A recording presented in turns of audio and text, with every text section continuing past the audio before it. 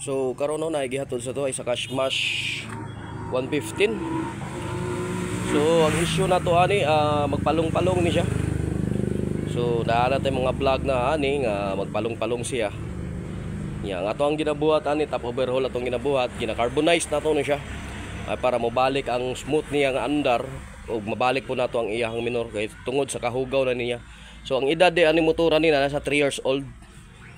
So karon ato ni siyang bungkagon. So duha ni sila kabog no, tara napo isa ka smash kana. Ang problema po na smash dahilan lang sa welding, daghag na nga daot. So daot ang iyang CDI, regulator, stator. So moto na nga damage no. Kay dahilan lang nagpa-welding sila, pagkapila ka adlaw nagkalitog shutdown niya, pagtanaw na to sa stator, tuwa sunog. Nasunog ang stator no. So wala na kani sugdan na nato ni gayo ning isa. Wala nitong smash no. Tung magpalong-palong inig mag-andar siya. Wala siya saktong minor. So karon tanawon na to atong head para ipakita na to sa inyo ha. Unsay naitabo. So makita na to dire, kapuno ni og carbon ang iyang piston no. Ugaw kay ni iyang piston, nag-iyang mga barbula bantog at bantog nga mag-loose compression siya.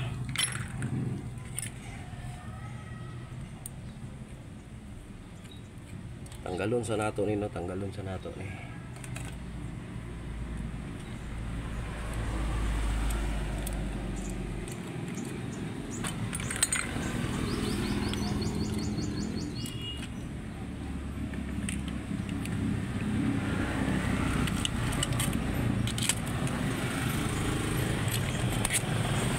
Ora siya no. Tanggalon na to yung head para makita ninyo kung unsa yun siya kahugaw.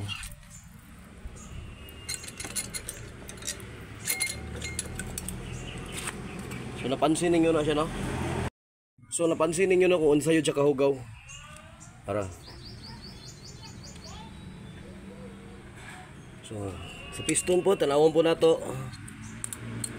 Grabe po kahugaw yung piston. So dara no nabungkag na nato siya. So makita nato diri siya hang compression chamber niya kung unsa kabaga ang carbon. Para. Diba? Oh. Nga tipak na ang kuan. Ang carbon sa iyang compression chamber. Kaya diri po sa piston makita po nato.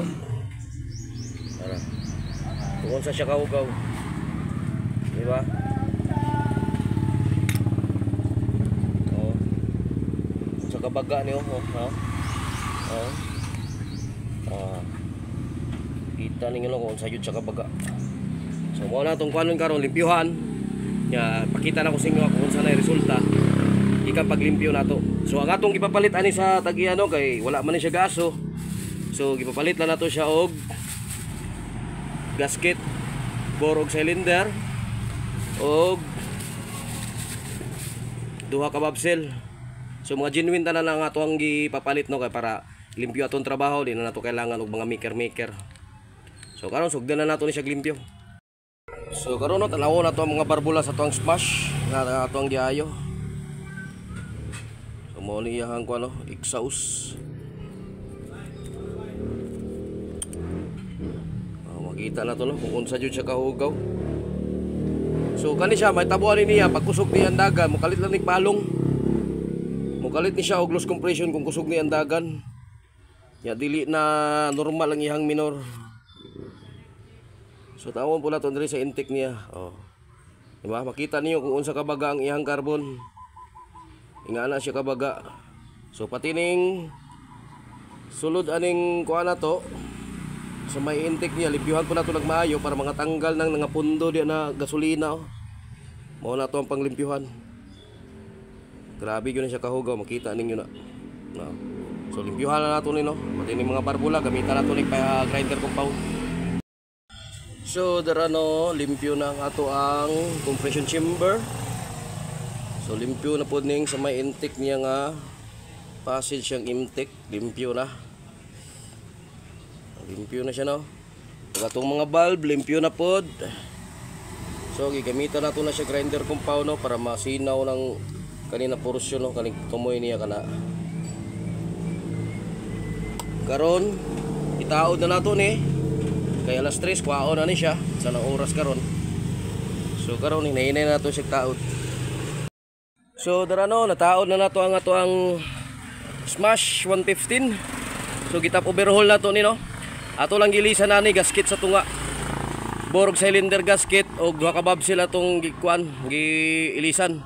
So karon gitaod na nato pati tong piston gibalik lang nato og limpyuhan. So karon matumpaan na ron kung gwapo na ba siya. So mapansin nimo no, isa ray tulak sa push start niya mo andar dayon siya. Nya gwapo na, stable na pud kayo ang iyang minor.